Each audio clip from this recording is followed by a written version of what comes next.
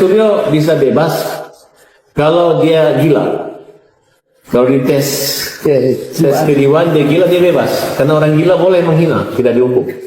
Tapi kalau dia sadar hanya kegilaan atau kayak orang kesurupan menghina-hina Pak Jokowi, tetap dia masuk penjara. Penjara lah yang akan menyadarkan dia. Roy Suryo, hampir semua orang yang komen kepada saya, kok kamu kayak orang stres, kayak orang gila.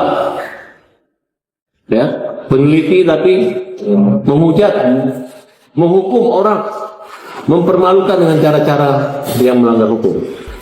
Jadi masyarakat perlu ketahui bahwa apa yang dilakukan oleh Roy Suryo, Tiva dan Rismon itu adalah atraksi sirkus yang akhirnya dia termakan omongannya sendiri. Pasal-pasal pidana yang menjerat mereka menunggu untuk dituntut dan divonis oleh hakim. Seperti yang saya katakan dari awal, hai keluarga Roy, Tiva dan Rismon, ingatkan bapak dan ibumu agar tidak terlalu nekat, ya, hanya gara-gara faktor ekonomi, menghina habis-habisan, memfitnah mati-matian Pak Jokowi dan keluarga. Dan saya peringatkan kepada orang-orang yang menghina, mengejek lagi, termasuk Refli Harun, siapa lagi ya, beberapa orang yang ada di situ, ya, mereka siap-siap ya untuk mengikuti jejak yang sama daripada Roy Suryo. Saya ingatkan lagi, Roy Suryo, hampir semua orang yang komen kepada saya, kok kamu kayak orang stres, kayak orang gila. Ya, peneliti tapi menghujat, menghukum orang, mempermalukan dengan cara-cara yang melanggar hukum. Nah, demikian. Kan sudah ditunjukin tuh ya, dan pertanyaan daripada Bung Pitra itu kan sederhana. Iya. Sederhana banget loh. Nggak pakai ilmu-ilmu tinggi lah. Saya nggak masuk ke penelitian kau sih. Salah intelek-intelekan. Loh, Bapak itu menunjukkan ini berarti ada yang nggak benar. Yes. Nah, kalau nggak benar, kenapa kau tanya ke saya? Kenapa nggak kau tanya ke UGM yang mengeluarkan? Nanti UGM bisa merilis, bisa melihat, bisa menganalisis benar apa tidak keaslian ini. Tanya dong ke sana. Yang sangat saya mau sakit perut, jujur ngomong sakit perut. Ngapain saya tanya ke UGM? Loh, Anda kan bertanya tentang ketidakaslian ijazah ini. Ini kan produk UGM. Dia lulus tahun 1985. Dia masuk tahun 80. Kemudian sampai dia pembimbingnya jelas nyata dan indeks prestasi dia 25 ke atas. Kalau nggak salah, saya ikuti semua loh. Dan itu memang sah. Nah, kau terus berteriak-teriak ini nggak sah. Sebenarnya kalau orang waras harus pikir indoor, rada-rada nggak waras semua yang ngomong ini. Nah, kalau mau ributlah dulu ke UGM. UGM sudah merilis, kok nggak ribut? Hanya satu harapan saya, Bung Pitra. Demi reputasi, harga diri, harkat martabat UGM, UGM harus bergerak untuk melaporkan mereka ini. Karena sudah jatuh harkat martabat UGM gara-gara kelakuan orang-orang bisa ini. ya mereka laporin itu ya? Harus melaporkan UGM. Itu barang dia punya. Iya, kan barang dia punya. Lo gue udah ngomong kok itu aja, kenapa lo masih ribut? Laporkan. Di samping Pak Jokowi yang merasa harga dirinya ternista, terus dia juga dicemarkan, harkat martabat keluarga, itu UGM harus bunyi juga. Nah, yang kedua, saya bermohon kepada pihak Polda, jelas supaya jangan ada pretensi macam-macam. Habis gelar perkara khusus ini, segera tindak lanjuti sesuai dengan etika prosedur hukum. Kalau memang ini harus tahan. Kalau memang sudah bukti permulaan cukup dengan saksi, dengan bukti yang banyak, saya rasakan nggak perlu banyak-banyak tuh. Yang penting kualitasnya. Kualitasnya memenuhi unsur. Sudah serahkan ke JP segera terima. Sidangkan, ayo kita di sana uji kemampuan, uji bukti, uji data, siapa sebenarnya yang benar. Walaupun di dalam benak saya ya pasti kamu hancur kan gitu. Yeah. Tapi dari penyidik, dari kepolisian segera tindak lanjuti. Dan jelas. Kalau gini nanti orang ngambang ngomong kenapa. Saya sebagai mantan penyidik berharap dan sangat berharap itu segera tindak lanjuti. Kalian sering lihat gak kalau pas lagi debat Roy Suryo itu sering banget memotong pembicaraan orang. Dia menyelak, ngomong terus gak mau berhenti.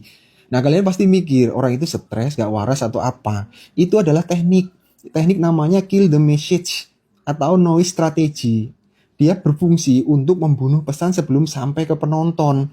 Jadi kalau misalnya pesan tersebut sampai ke penonton, dia khawatir akan mengcounter pendapatnya dan membuat pendapatnya seperti sampah. Contoh yang paling nyata ketika debat waktu itu, ketika dia membawa kopi ijazah dari alumni UGM tahun 85. Materinya warna merah. Lalu dia bilang, ini yang benar tahun 85 itu warna merah. Kalau ada yang warna hijau berarti palsu. Berbicara seperti itu kan Andi Aswan tampil.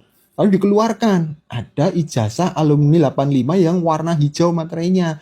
Dan ternyata tahun 85 itu kan ada 3 gelombang.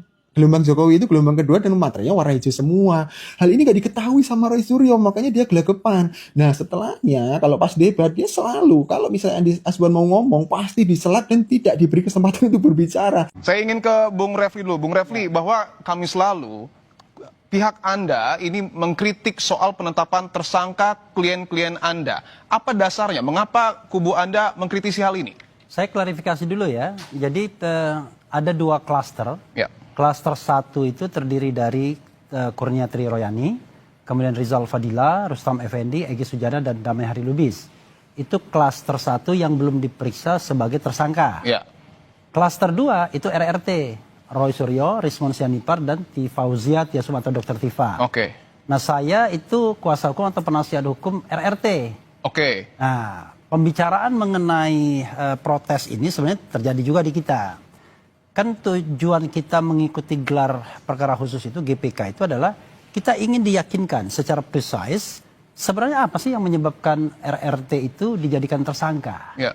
Nah, kita tidak mendapatkan jawaban yang memadai. Karena yang disampaikan kepada kita itu hanya angka-angka saja. Bahwa kami sudah memeriksa sekian 22 ahli. Kemudian ada surat, 700-an surat dan lain sebagainya. Tetapi misalnya lokus deliktinya di mana. Kemudian tempus deliktinya yang mana. Peristiwanya apa. Nah, kita nggak tahu. Sebenarnya tidak ada pasal yang bisa dikenakan kepada mereka. Dari 6 pasal yang untuk sementara dituduhkan ke mereka. Oke. 310 KUHP, 311 KUHP, kemudian 27A Undang-Undang ITE. Itu semuanya tidak bisa disangkakan. Oke, karena kita bisa sangkal semua itu. Oke, saya ingin tanyakan ke Pak Rianto. Pak Rianto, bahwa kubu dari Roy Suryo CS ini masih mempertanyakan. Roy Suryo ini masih mempertanyakan soal penetapan status tersangka mereka. Tanggapan Anda, Pak Rianto? Ya, itu tanggapan biasa, Pak. Dari seorang tersangka, itu selalu kalau dijadikan tersangka pasti nggak terima. Dia merasa bahwa haknya itu dilanggar. Itu sudah biasa itu, Pak. Tetapi yang namanya menetapkan tersangka itu ya, dari penyidik itu, dia hanya dasarnya kepada bukti awal. Oke. Bukti awal itu cukup nggak 2 gitu kan. Dan yang namanya alat bukti itu kan ada 4 itu ya. 1 dokumen, keterangan saksi, keterangan ahli, barang bukti, terus dokumen digital, kalau sekarang tambahnya gitu. Oke. Nah, sepanjang dia dapat 2 itu, ya otomatis dia bisa menemukan dan ada LP. Tapi kalau ada 2, Pak Rianto, maka dia langsung baik. ya. Tapi ketika ada narasi yang menyebutkan bahwa Bung Roy Suryo ini sebelum jadi tersangka ini tidak pernah diperiksa sebagai saksi, tapi langsung diperiksa sebagai terlapor, itu bisa ditetapkan langsung sebagai tersangka? Bukan. Kalau yang namanya Pak Roy sama 3 tersangka yang belakang itu sudah diperiksa dulu pertama kali, diundang dari klarifikasi juga itu sudah diperiksa. Sudah diperiksa sebagai saksi ya? Jadikan tersangka, iya. Sudah. Kemudian setelah jadi tersangka dalam tahap penyidikan pun sudah diperiksa lagi. Bahkan itu kan durasinya kan mulai dari April sampai kemarin itu. Saya ingin tanyakan ke Bung Irve, ada 6 pasal. Yang paling utama adalah Roy Suryo disebut tidak mengedit ijazah Jokowi. Tanggapan Anda? Oke, jadi pertama yang kami laporkan ini 5 pasal, bukan 6 pasal ya. Oke. Yaitu 310, 311, 27A, 32 dan 35. Sementara 310 dan 311 itu sebenarnya rujukannya ke 27A. Karena di 27A lah 2 pasal itu masuk karena ini spesifik dilakukan di sosial media ya. Lalu mengenai 32, 35 ini sebenarnya clear sekali sebagaimana pemirsa juga ketahui bahwa sejak Januari sampai April Bang Roy Suryo, Rismon khususnya ya, melakukan atraksi IT di sejumlah media, termasuk sosial media ya, di mana beliau menggunakan berbagai aplikasi ya, menguji seolah-olah ijazah digital dari Pak Jokowi dan menyatakan ijazah itu palsu. Nah, ini yang membuat khususnya Pak Jokowi merasa penasaran, kok bisa ijazah yang beliau dapatkan secara sah dari UGM setelah mengikuti 5 tahun kuliah. Oke. Tahu-tahu dinyatakan ini menjadi palsu dengan sebuah aplikasi tertentu yang digunakan oleh mereka. Sehingga ini ingin didalami, kok bisa kemajuan teknologi mengubah sesuatu asli menjadi palsu. Oke. Ya, karena itu kita minta pihak penyidik untuk mendalami. Kembali lagi, ini kan persangkaan, pelaporan di awal, bahwasanya dalam penyidikan tidak terbukti di drop, kami juga tidak keberatan. Oke. Tapi nyatanya sampai dengan kemarin terakhir penetapan tersangka, pasal ini hidup. Bahkan dikuatkan juga oleh berbagai alat bukti, termasuk juga sejumlah ahli, ya, ahli digital forensik, ahli IT, ya. Jadi sejauh ini mungkin dugaan kami bahwa memang ada penggunaan, pengubahan, pemotongan data, lalu rekayasa IT itu terbukti adanya dalam konteks persangkaan, ya. Kembali lagi ini masih persangkaan, nanti akan diuji di pengadilan, kami terbuka saja, silakan. Kemarin juga waktu digelar, kami sampaikan, kalau memang alat bukti yang kuat, ya lanjutkan, kalau tidak alat bukti yang tidak kuat, ya di-drop saja pasalnya. Oke. Tapi rupanya dari kesimpulan penyidik, mereka telah mendapatkan alat bukti yang cukup untuk tetap mencoba menguji pasal 32 dan 35, karena ini bahaya sekali, Mas. Masyarakat itu kalau hanya sekedar dengan Pak Roy bicara palsu-palsu, mungkin orang bisa mengabaikan, tapi pada saat digunakan satu atraksi IT, ini bisa masyarakat langsung terprovokasi, bahkan cenderung percaya. Ini sangat bahaya. Di era post-truth ini, penggunaan IT betul-betul harus hati-hati, apalagi kalau sampai merugikan atau mencemarkan. Coba saya bacakan Saya ingin pasalnya.